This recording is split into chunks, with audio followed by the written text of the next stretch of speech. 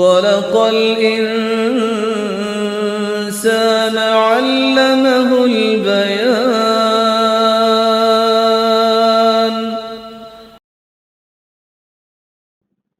نحمده ونصلي على رسوله الكريم أما بعد فأعوذ بالله من الشيطان الرجيم بسم الله الرحمن الرحيم رب اشرح لي صدري ويسر لي أمري واحلل عقدة من لساني يفقهوا قولي۔ ترجمہ: لا يحب اللہ، نہیں پسند کرتا اللہ، الجہر، کھلم کھلا کرنا،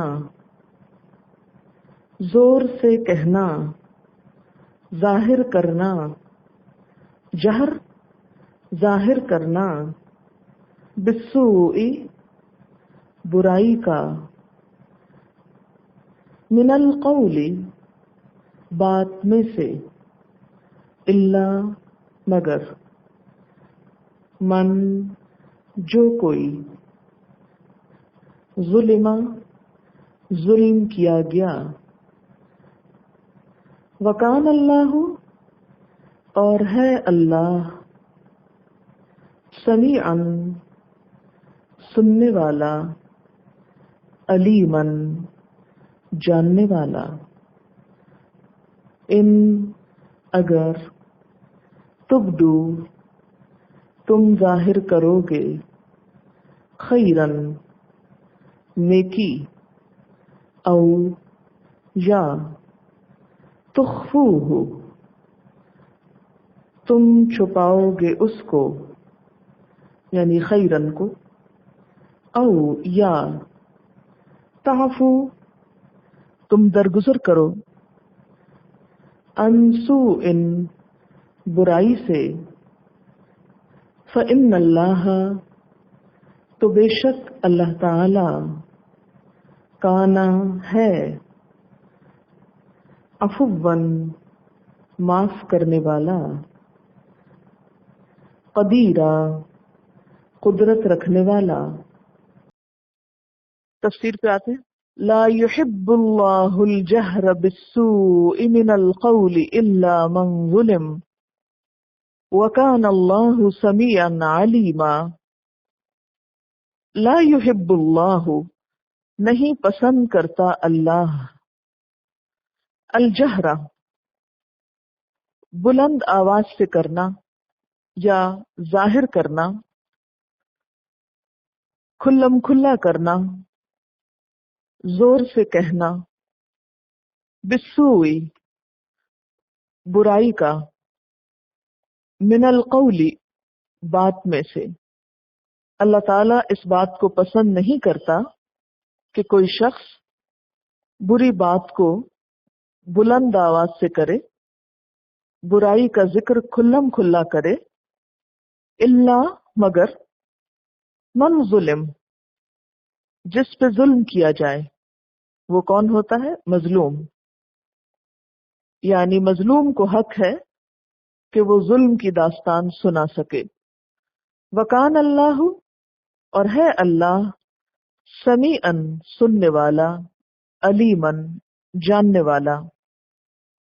دین اسلام میں اس بات کو پسند نہیں کیا گیا کہ کوئی شخص برائی پر زبان کھولے، بری باتیں کرے، کسی کی برائی کرے۔ اسلام میں اس بات کو پسند نہیں کیا گیا کہ کوئی شخص کسی دوسرے کی برائیاں کرتا پھرے۔ ہاں، ایک صورت ہے، اور وہ یہ کہ اگر کسی پر ظلم کیا جائے، یعنی صرف مظلوم کو حق ہے کہ وہ برائی کے ساتھ زبان کھول سکتا ہے۔ اس کی کیا شکلیں ہو سکتی ہیں؟ نمبر 1 یہ کہ وہ اللہ تعالیٰ کے حضور ظالم کے لیے بد دعا کرے، ورنہ عام حالات میں کسی کے لیے بد دعا کرنا بھی جائز نہیں، کیونکہ جب انسان کسی کے لیے بد دعا کرتا ہے اور وہ شخص اس بد دعا کا اہل نہیں ہوتا، تو وہ بد دعا پلٹ کر خود اس کے اپنے اوپر آ جاتی۔ بعض اوقات آپ نے دیکھا ہوگا کہ لوگ اس بات پہ بہت پریشان ہوتے ہیں کہ فلاں ہمیں بہت بد دعائیں دیتا ہے، تو ہمیں بہت ڈر لگتا ہے. اگر آپ نے کسی کے ساتھ زیادتی نہیں کی، ظلم نہیں کیا، تو اس پر آپ کو ڈرنے کی بھی ضرورت نہیں، بلکہ اس کے حق میں ڈرنے کی ضرورت ہے کہ اسے اپنی بدزبانی کی سزا خود نہ مل جائے. پھر اسی طرح مظلوم کو یہ حق بھی پہنچتا ہے کہ کسی عدالت میں کسی حاکم کے سامنے ظالم کا ظلم بیان کرے.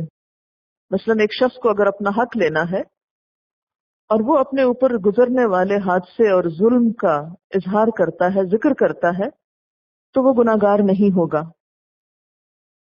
اسی طرح اگر وہ کسی حاکم کے پاس نہیں پہنچ سکتا، کسی عدالت میں نہیں پہنچ سکتا، اور وہ کچھ لوگوں کو اپنی داستان سناتا ہے کہ لوگ اس کی مدد کریں ظالم کا ہاتھ روکنے کے لیے، یا پھر ظالم کے ظلم سے مزید بچنے کے لیے، تو ایسی صورت میں مظلوم اپنی زبان کھول سکتا ہے. لیکن مظلوم کے علاوہ کسی اور کو یہ حق نہیں پہنچتا کہ وہ مجلسوں میں بیٹھ کر کسی کے خلاف بدزبانی کرے اور کسی کی بری باتیں لوگوں کو بتاتا پھرے. اگر کوئی ایسا کرے تو اس کا نام غیبت ہے، اور غیبت سخت ناپسندیدہ عمل ہے. اسی طرح کسی کو بد دعا دیتے وقت بھی انسان کو بہت محتاط ہونے کی ضرورت ہے. تو لا يحب اللہ الجہر بالسوء من القول الا من ظلم، اللہ کو پسند نہیں کہ انسان بدگوئی پہ زبان کھولے الا یہ کہ کسی پر ظلم کیا گیا ہو. حدیث پاک میں آتا ہے کہ ایک شخص نبی صلی اللہ علیہ وسلم کی خدمت میں حاضر ہوا اور اس نے کہا کہ مجھے میرا پڑوسی ستاتا ہے. آپ صلی اللہ علیہ وسلم نے اس سے فرمایا تم اپنا سامان باہر نکال کر راستے میں رکھ دو. اس نے ایسا ہی کیا. چنانچہ جو بھی گزرتا اس سے پوچھتا کہ یہ تم نے سامان باہر کیوں نکالا ہوا، تو وہ اپنے پڑوسی کے ظالمانہ رویے کی وضاحت کرتا. تو ہر راہ گزر یہ دیکھ کر کہ اس کا پڑوسی بہت ظالم انسان ہے، اسی کو ملامت کرتا. جب پڑوسی نے دیکھا کہ ہر شخص مجھے ملامت کر رہا ہے تو اس نے آئندہ سے ظلم کرنا روک دیا اور آئندہ کے لیے معذرت کر لی. تو اس سے کیا پتہ چلتا ہے کہ اگر کوئی شخص کسی پر ظلم کر رہا ہو تو اس کے ظلم کو روکنے کے لیے اگر کوئی شخص اس کی برائی بیان کرتا ہے یا اپنے کسی طرز عمل کے ذریعے اس کو روکتا ہے تو ایسا کرنے میں وہ مجرم نہیں. لیکن یہ یاد رکھیں کہ کسی بھی ظلم کا جواب دینے میں پھر انسان کو زیادتی سے بچنا چاہیے، کیونکہ بعض لوگ اس میں پھر حد سے بڑھ جاتے ہیں. قرآن پاک میں اللہ تعالیٰ فرماتے ہیں وَإِنْ عَاقَبْتُمْ فَعَاقِبُوا بِمِثْلِ مَا عُوقِبْتُمْ بِهِ وَلَئِنْ صَبَرْتُمْ لَهُوَ خَيْرٌ لِلصَّابِرِينَ، کہ اگر تم برائی کا بدلہ لو تو اتنا ہی لو جتنی تمہیں اذیت دی گئی، جتنا تمہیں تنگ کیا گیا، اور اگر تم صبر کرو تو وہ تمہارے حق میں بہتر ہے. تو اس سے پتہ چلتا ہے کہ کسی کے اوپر زیادتی کرنے کی بہرحال اجازت نہیں، خواہ کوئی شخص مظلوم ہی کیوں نہ ہو. پھر اسی طرح سورۃ الشورى کی آیت نمبر 40 میں ہے وَجَزَاءُ سَيِّئَةٍ سَيِّئَةٌ مِثْلُهَا فَمَنْ عَفَا وَأَصْلَحَ فَأَجْرُهُ عَلَى اللَّهِ، اور برائی کا بدلہ برائی ہے کتنی، مثلها، اسی کی مانند، اتنی ہی. پس جو کوئی معاف کر دے اور اصلاح کر لے تو اس کا اجر اللہ پر ہے. اسی طرح ایک اور جگہ پر آتا ہے سورۃ الشورى ہی کی آیت نمبر 41 میں وَلَمَنِ انْتَصَرَ بَعْدَ ظُلْمِهِ فَأُولَئِكَ مَا عَلَيْهِمْ مِنْ سَبِيلٍ، کہ جس نے اپنے اوپر ظلم ہونے کے بعد بدلہ لیا تو ایسے شخص پر یا ایسے لوگوں پر کچھ مواخذہ نہیں. تو اس سے پتہ یہ چلتا ہے کہ اسلام میں مظلوم کو یہ حق دیا گیا ہے کہ وہ ظالم سے بدلہ لے سکے. بدلہ لینے کی شکل کیا ہے؟ زبانی بدلہ بھی ہو سکتا ہے، ہاتھ کے ساتھ بھی ہو سکتا ہے. مثلا اگر کسی نے کسی شخص کو گالی دی تو جواب میں وہ اس کو وہی بات دہرا سکتا ہے، لیکن یہ یاد رکھیں کہ اگر کوئی شخص ایک کی بجائے دو کرے گا تو پھر مظلوم ظالم شمار ہوگا اور ظالم مظلوم بن جائے گا. اور پھر اسی طرح یہ ہے کہ جو شخص غلط کام کی ابتدا کرتا ہے، جو جھگڑا شروع کرتا ہے، اس پر جواب دینے والے کا بھی گناہ پڑتا ہے، کیونکہ گالی کے جواب میں گالی بولنا کوئی ثواب کا کام تو نہیں ہے، لیکن اس کا بھی اثر کس پہ پڑے گا؟ گالی دینے والے پر. جیسے کہ حدیث میں آتا ہے المسببان ما قال فعلى البادی ما لم يعتد المظلوم. آپس میں گالی گلوچ کرنے والے دو شخص جو کچھ کہیں اس کا گناہ پہل کرنے والے پر ہے، بشرطے کہ مظلوم زیادتی نہ کرے. ہوتا ہے نا کہ ایک شخص غصہ دلائے تو دوسرے کے منہ سے بھی کچھ نہ کچھ نکل جاتا ہے، چاہے وہ بعد میں نادم ہو.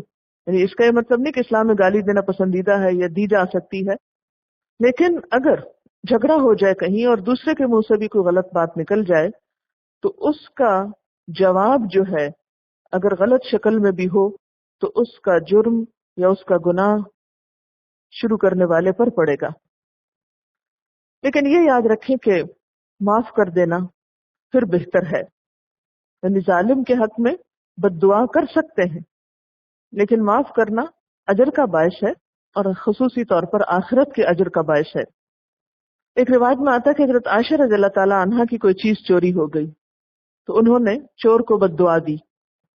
آپ صلی اللہ علیہ وسلم نے فرمایا کیوں اس کا بوجھ ہلکا کرتی ہو؟ یعنی اگر تم نے بد دعا دے دی، تم خود بدلہ نہیں لے سکی، اللہ تعالیٰ نے لے لیا. کیونکہ بد دعا کے بارے میں آپ کو معلوم ہے نا کہ مظلوم کی بد دعا جو ہے وہ فوراً اوپر اٹھتی ہے اور ساتویں آسمان تک جاتی ہے اور اس کے قبول ہونے میں دیر نہیں لگتی. ہاں، تو اس لیے اگر کوئی شخص جس پہ ظلم ہوا ہو وہ ہاتھ سے تو کسی کو کچھ جواب نہیں دے پا رہا، لیکن کیا ہوتا ہے کہ وہ بد دعا دے دیتا ہے. اب اس بد دعا کے نتیجے میں دوسرے شخص کی شامت آتی، تو یہ بد دعا بدلہ ہو جاتی ہے اس ظلم کا، خواہ وہ فزیکل وائلنس ہی کیوں نہ ہو. یعنی یہ بات اچھی طرح سمجھ لینی چاہیے. آپ صلی اللہ علیہ وسلم نے فرمایا جس نے ظالم کے حق میں بد دعا کی اس نے بدلہ لے لیا. تو بدلہ لینے کی صورتیں کون سی ہوئی؟ نمبر 1 تو جیسا کسی نے کیا ویسا ہی کر دے. زبان کے جواب میں زبان کا استعمال، ہاتھ کے جواب میں ہاتھ کا استعمال. دوسری شکل کیا کہ انسان اسے تو کچھ نہ کہے یا کہہ نہ سکے، کیونکہ بعض ظالم ایسے ہوتے ہیں کہ ان کو آپ جواب بھی نہیں دے سکتے. ایسے میں بدلہ لینے کی صورت کیا ہے کہ انسان بد دعا کر سکتا ہے. اس طرح بھی بدلہ ہو جاتا ہے. اور پھر تیسری صورت کیا ہے کہ معاف کر دے. پھر آپ دیکھیں کہ یہ جو آیت کا اختتام وَقَانَ اللَّهُ سَمِيعًا عَلِيمًا، اور ہے اللہ سننے والا. کس چیز کا سننے والا؟ مظلوم کی دعا کا سننے والا، اور علیما ظالم کے ظلم کو جاننے والا. ان تبدو خیرن، اگر تم نیکی کو ظاہر کرو گے، او تخفوہ، یا تم اس کو چھپاؤ گے، او تعفو عن سوء، یا تم کسی برائی سے درگزر کرو گے، فإن اللہ کان عفوا قدیرا، تو بے شک اللہ تعالی معاف کرنے والا ہے، قدرت رکھنے والا ہے. یعنی اگر تم کسی زیادتی کا جواب بھلائی سے دو یا ظالم کو بد دعا دینے کی بجائے دعا دو یا اعلانیہ یا خفیہ اس کی بھلائی کی کوئی تدبیر سوچو یا اس کا قصور معاف بھی کر دو تو یہ بہتر ہے. کیوں؟ اس لیے کہ اللہ تعالی قدرت رکھنے کے باوجود معاف کر دیتا ہے. عفوا قدیرا، یا غفور الرحیم نہیں کہا گیا، کیا کہا گیا؟ عفوا قدیرا، قادر ہے، بدلہ لے سکتا ہے، پھر بھی معاف کرتا ہے. تو بندوں کو بھی اپنے اندر اچھی صفات پیدا کرنی چاہیے. یعنی اللہ تعالیٰ صبح و شام لوگوں کے جرائم کو نظر انداز کرتا ہے، معاف کرتا ہے، تو بندوں کو بھی دوسروں کی زیادتیوں کو معاف کرنا چاہیے. اب ذرا دوبارہ یہاں دیکھیں نا، لفظ لفظ کو دیکھ لیجیے. ان تبدو خیرن، اگر تم خیر کو ظاہر کرو. کون سی خیر؟ معاف کرنے کو، اعلانیہ طور پہ معاف کرو. او تخفوہ، یا تم اس کو چھپا دو، یعنی دل میں معاف کر دو لیکن دوسرے کو نہیں بتاؤ. بعض اوقات آپ معاف تو کر دیتے ہیں لیکن دوسرے کو نہیں بتاتے. اس میں کیا حکمت ہوتی ہے؟ تاکہ دوسرا شخص آئندہ اور زیادتی نہ کرے، اس کو یہ ڈر رہے کہ میری پکڑ ہوگی. او تعفو عن سوء، یا تم کسی ظلم سے، سو سے مراد یہاں ظلم ہے، یا تم کسی ظلم سے درگزر کر جاتے ہو، تو یاد رکھو یہ سب نیکی کے کام ہیں. گویا بتا کے معاف کرنا، چھپا کے معاف کرنا، یا معاف نہ بھی کرنا لیکن بدلہ نہ لینا. او تعفو عن سوء، درگزر کر جائے انسان برائی سے، بدلہ نہ لے، کیونکہ بدلہ لینے میں کیا صورتیں تھیں؟ بد دعا کرنا بھی. لیکن یہاں کیا ہے؟ بد دعا بھی نہ دے اور کسی اور شکل میں بھی بدلہ نہ لے. ایسا شخص اللہ کا پسندیدہ شخص ہے، کیونکہ اللہ تعالیٰ خود بھی بندوں کو معاف کرنے والے ہیں. اب ذرا اپنے ذہن میں رکھیے، کسی کی بھی زیادتی، کسی کا ظلم جو کسی نے آپ پر کیا ہو اور آپ اس سے بہت ہرٹ ہوئے ہیں اور آپ کے دل میں اس کے خلاف کوئی گرج ہو. کوئی ہے تو نہیں ایسا؟ ذرا سوچ لیں تھوڑی دیر، پھر میں کچھ حدیث سناؤں گی. اس کی وجہ یہ ہے کہ ہم یہاں صرف علم حاصل کرنے کو نہیں آئے، ہمیں اپنا تزکیہ بھی کرنا ہے، اپنا عمل بھی بدلنا ہے. اور اگر نہیں بدلنا تو یہ حدیث مزید سننے کا فائدہ ہی کیا ہے؟ کوئی ضرورت؟ اگر ہم نے دلوں میں گرج ہی رکھنا ہے، بغض ہی رکھنا ہے، نفرتیں ہی پالنی اور یہی کہنا ہے کہ میں تو معاف کر ہی نہیں سکتی، فلاں کا قصور تو میں کسی صورت نہیں معاف کر سکتی، تو پھر نہ کریے اور آگے چلتے ہیں. خود کیا ضرورت ہے اتنا بوجھ اٹھانے کی، لکھ لکھ کے صفحے کالے کرنے کی؟ کوئی ہے جس نے آپ تو کوئی زیادتی کی ہو، یا کوئی ایسا خوش قسمت جس کو آج تک کسی نے کچھ نہ کہا ہو؟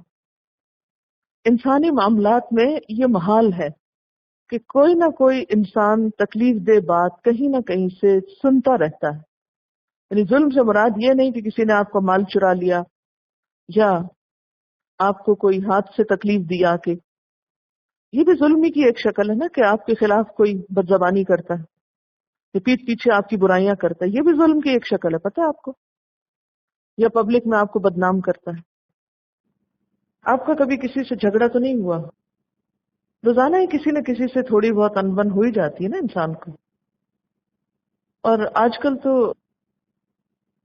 روٹنے میں کچھ دیر نہیں لگتی، آپ ذرا سی کسی کی مرضی کے خلاف بات کر دیں تو وہ روٹ جائیں گے. اب دوسروں کو تو ہم جا کے یہ حدیث نہیں سنا سکتے، لیکن کم از کم ہم اگر کسی سے روٹیں تو اس کے لیے تو ہمارے پاس علاج ہے. فائدہ کیا ہوتا ہے معاف کرنے کا؟ جو ہی انسان کسی کے ساتھ ناراضگی کو لمبا کرتا ہے تو اس سے اپنا ذہنی سکون اور اطمینان ختم ہو جاتا ہے. تو خوش رہنے کا راز ہے معاف کرنا. یعنی بظاہر ہم معاف کر کے دوسرے پہ احسان کر رہے ہوتے ہیں، لیکن حقیقت میں اپنا ہی بھلا کر رہے ہوتے ہیں. اور خاص طور پر ایسے لوگ کہ جو صاف دل رہنے کے عادی ہوں، بالکل اسی طرح جیسے اگر کسی کو صاف لباس پہننے کی عادت ہو تو تھوڑے سے بھی داغ دھبے اس کے لیے بہت تکلیف دہ ہو جاتے ہیں. اسی طرح جو لوگ کلین ہارٹڈ ہوتے ہیں، جو لوگ کسی کے لیے دل میں میل نہیں رکھ سکتے، اگر وہ کبھی ایسی کسی کیفیت سے گزرے تو ان کے لیے ناقابل برداشت ہو جاتا ہے. تو دوسرے کی غلطی خواہ کتنی ہی بڑی ہو یا چھوٹی ہو، معاف کر دینے میں دراصل انسان کی اپنی ہی بھلائی اور سکون ہے. اور پھر ساتھ ہی یہ کہ آخرت میں انسان کے لیے بہت بڑی جزا ہے. حضرت ابو امامہ باہلی سے روایت ہے کہ نبی صلی اللہ علیہ وسلم نے فرمایا، میں اس شخص کے لیے جنت کے اطراف میں ایک گھر کا ضامن ہوں جس نے حق پر ہوتے ہوئے بھی جھگڑا چھوڑ دیا، یعنی اپنا حق معاف کر دیا، اور اس شخص کے لیے جنت کے درمیان میں گھر کا ضامن ہوں جس نے مزاح کے طور پر بھی جھوٹ کا ارتکاب نہیں کیا، یعنی کسی کو ہنسانے کے لیے جھوٹ نہیں بولا، اور اس شخص کے لیے جنت کے بلند ترین حصے میں ایک گھر کا ضامن ہوں جس کا اخلاق اچھا ہو۔ نبی صلی اللہ علیہ وسلم نے فرمایا، قیامت کے روز اللہ تعالیٰ کی طرف سے منادی ہوگی، یعنی پکارا جائے گا کہ جس شخص کا اللہ تعالیٰ پر کوئی حق ہے وہ کھڑا ہو جائے۔ تو اس وقت وہ لوگ کھڑے ہوں گے جنہوں نے لوگوں کے ظلم کو دنیا میں معاف کیا ہوگا، دوسروں کی زیادتی سے چشم پوشی کر لی ہوگی۔ بعض اوقات تو ہم محض بدگمانی میں ناراض ہو جاتے ہیں، اور بعض اوقات کسی جینوئن ریزن کی بنا پر ہوتے ہیں۔ تو یہاں غلط فہمی کی بنا پر ناراض ہونا مراد نہیں ہے، یہاں مراد کیا ہے کہ حقیقی معنی میں کسی کی زیادتی اور ظلم ہو، پھر انسان اس کو معاف کر دے۔ نبی صلی اللہ علیہ وسلم نے فرمایا، جو شخص یہ چاہے کہ اس کے محلات جنت میں اونچے ہوں اور اس کے درجات بلند ہوں، اس کو چاہیے کہ جس نے اس پر ظلم کیا ہے اس کو معاف کر دے، اور جس نے اس کو کبھی کچھ نہ دیا ہو اس کو بخشش اور ہدیہ دیا کرے، اور جس نے اس سے ترک تعلق کیا ہو اس سے ملنے میں پرہیز نہ کرے۔ عام طور پر ہم ہدیہ کس کو دیتے ہیں؟ جو ہمیں دیتا ہے، لیکن ایسے لوگوں کو دینے سے پرہیز کرتے ہیں جو ہمیں کبھی کچھ نہ دیں۔ لیکن جو شخص اللہ کی خاطر دیتا ہو وہ کبھی یہ نہیں سوچتا کہ دوسرا میرے ساتھ کیا کرتا ہے، کیونکہ اسے دوسرے سے صلہ نہیں چاہیے ہوتا، اسے اللہ سے صلہ چاہیے ہوتا ہے۔ اور عام طور پر ایسا خاندانوں میں ہوتا ہے، کیونکہ خاندان میں بہت مقابلے چلتے ہیں اور وہاں ہر چیز تولی جاتی، اور ایک ایک چیز کا حساب کتاب کیا جاتا ہے کہ کون کیا دے رہا ہے اور کس کو کتنا واپس لوٹانا ہے۔ شادی بیاہ کے موقع پر آپ دیکھیں کہ لوگ کیسا کیسا حساب رکھتے ہیں، پھر اسی کے اعتبار سے واپس لوٹاتے ہیں۔ لیکن یہ اسلامی طریقہ نہیں۔ اسلامی طریقہ کیا ہے کہ جو آپ کو میسر آئے، اللہ کی رضا کی خاطر، دوسرے کا دل خوش کرنے کے لیے آپ اس کو جو چاہیں دیں، اور اس میں یہ نہ دیکھیں کہ دوسرے نے بھی آپ کو کچھ دیا ہے یا نہیں، وہ آپ کے لیے کچھ کرتا ہے یا نہیں۔ علم کو صرف کتابوں پہ نہیں چڑھائیں، دلوں میں گاڑیں، دلوں میں ٹھکائیں اس کو، اور دلوں میں اس وقت ٹھکتا ہے جب انسان عمل کی سوچتا ہے کہ اچھا میں اس پہ عمل کروں گا۔ اور ایک اور حدیث میں آتا ہے نا کہ میں اسے دوں جو مجھے محروم کرتا ہے۔ مثلا سسرالی رشتے ایسے ہوتے ہیں کہ جس میں عموماً لوگوں کو بہت مشکلات پیش آتی ہیں شادی کے بعد، اور اس کی ایک بہت بنیادی وجہ یہ ہوتی ہے کہ ہر کوئی ایکسپیکٹ کرتا ہے، دونوں فریق ایک دوسرے سے توقعات رکھتے ہیں۔ ہر شخص یہ چاہتا ہے کہ دوسرا اس کو عزت دے، دوسرا اس کی کیئر کرے، دوسرا اس کا خیال رکھے، اور خود آگے بڑھ کر کچھ دینے کو تیار نہیں ہوتا۔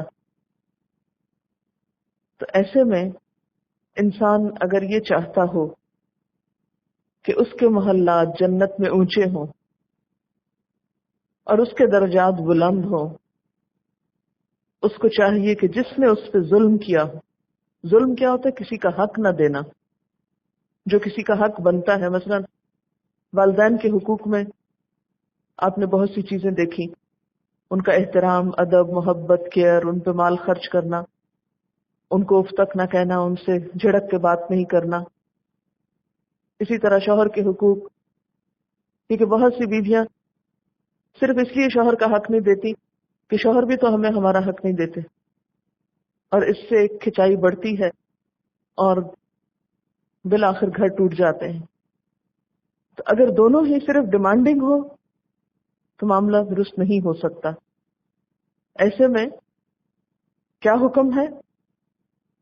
جو یہ چاہے کہ اس کے محلات جنت میں اونچے ہوں اور اس کے درجات بلند ہوں، اس کو چاہیے کہ جس نے اس پہ ظلم کیا ہے یعنی اس کا حق نہیں دیا اس کو معاف کر دے، اس کے ظلم کو بھول جائے، اور جس نے اس کو کبھی کچھ نہ دیا ہو اس کو دیا کرے، یعنی دینے میں پہل کرے۔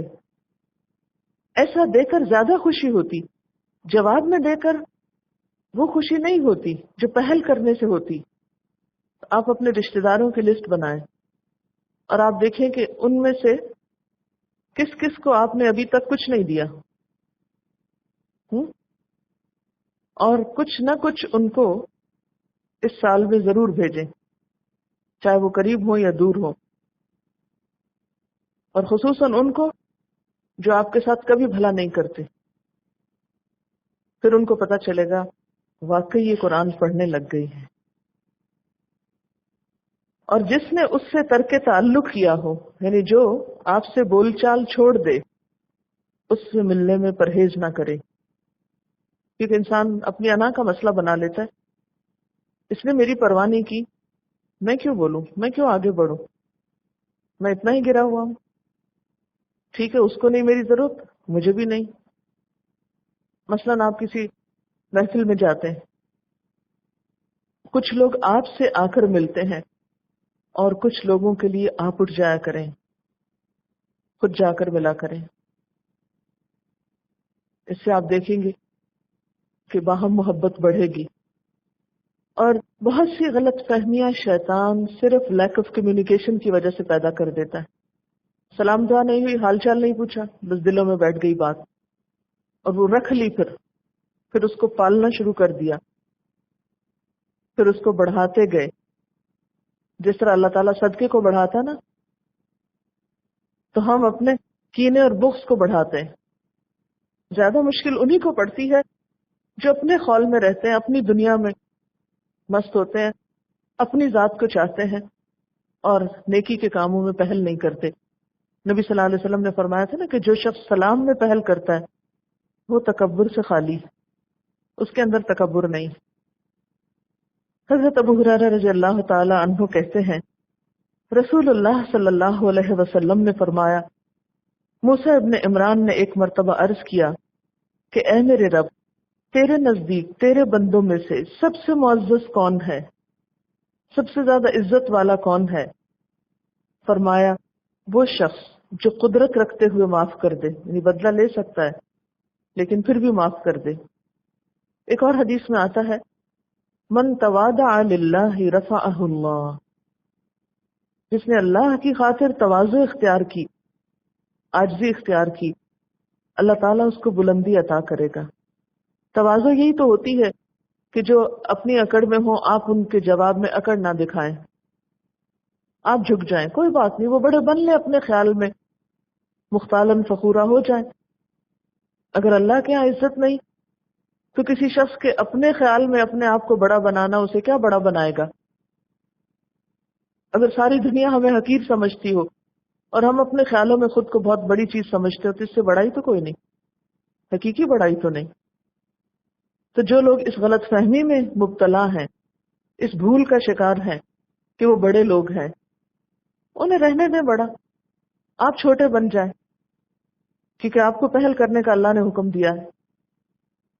آپ دین کی سمجھ رکھتے ہیں، وہ نہیں رکھتے، ان کو یہ سب کچھ نہیں معلوم۔ تو جب تک یہ اخلاق نہیں پیدا ہوتا، تزکیہ نہیں ہوتا، اور جب تک تزکیہ نہیں ہوتا تو پھر بنی اسرائیل والا حال ہی ہوتا ہے کہ مثل الذین حملوا التوراۃ ثم لم يحملوها کمثل الحمار يحمل اسفارا، کہ ان لوگوں کی مثال جنہیں تورات اٹھوائی گئی پھر انہوں نے اس کو اٹھایا نہیں، ایسی ہی ہے جیسے گدھا جو بوجھ اٹھائے پھرتا ہے۔ ورنہ تو علم گدھے کا بوجھ ہو جاتا ہے، بھاری بستے اٹھا لیے، کتابیں اٹھا لی، کبھی اٹھا کے ادھر سے ادھر رکھ رہے ہیں، ادھر سے ادھر رکھ رہے ہیں، لیکن اندر کچھ نہیں گیا، عمل نہیں بدلا۔ تو معاف کرنے کی بات کرتے ہیں کہ اگر عزت چاہتے ہو تو معاف کر دو، اور اگر آپ کسی سے معافی چاہتے ہیں، یعنی جہاں معاف کرنا چاہیے وہاں معافی مانگ بھی لینی چاہیے، یہ بھی معاف کرنے کا ایک اہم حصہ ہے۔ اور بعض اوقات آپ کسی کے حق میں کوئی کوتاہی کر جاتے ہیں، پھر آپ کو احساس ہوتا ہے میری غلطی ہے، آپ معافی چاہتے ہیں، دوسرا بہت ناراض ہوتا ہے، معاف نہیں کرنا چاہتا، تو اب وہ ظالم ہو گیا معاف نہ کر کے۔ نبی صلی اللہ علیہ وسلم نے فرمایا جس نے اپنے بھائی سے معافی مانگی لیکن اس نے اسے معاف نہیں کیا، یعنی بھائی نے اس کو معاف نہ کیا اور اس کا عذر قبول نہ کیا، تو اس کو ایسا گناہ ہوگا جیسے ظلم سے کسی کا مال چھیننے والے کو، جیسے کوئی ڈکیتی کرتا ہے کہیں اور کسی کا مال اٹھا لیتا ہے، تو اس کو کتنا گناہ ہوتا ہوگا آپ کے خیال میں؟